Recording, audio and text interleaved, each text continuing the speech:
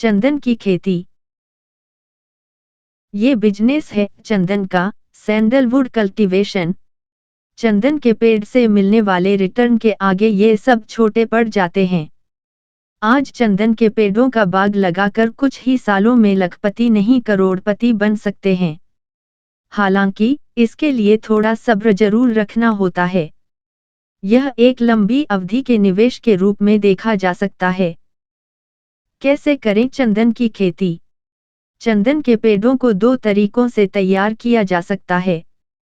पहला organic farming और दूसरा परंपरागत तरीके से तैयार किया जाता है। ऑर्गेनिक तरीके से चंदन के पेड़ तैयार करने में करीब 10 से 15 साल लगते हैं और वहीं परंपरागत तरीके से पेड़ को तैयार होने में करीब 20 से 25 साल का समय लगता है।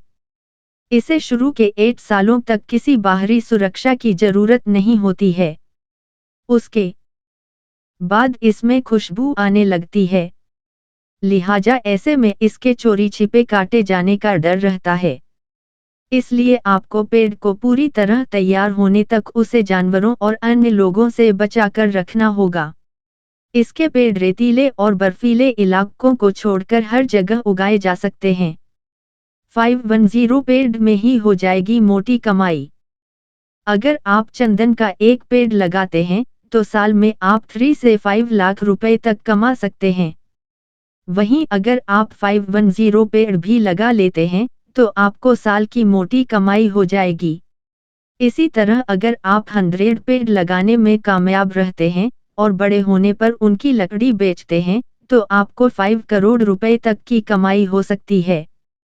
वहीं अगर लागत की बात की जाए तो 2.5 साल का चंदन का एक पौधा 150,200 रुपए में मिल जाएगा।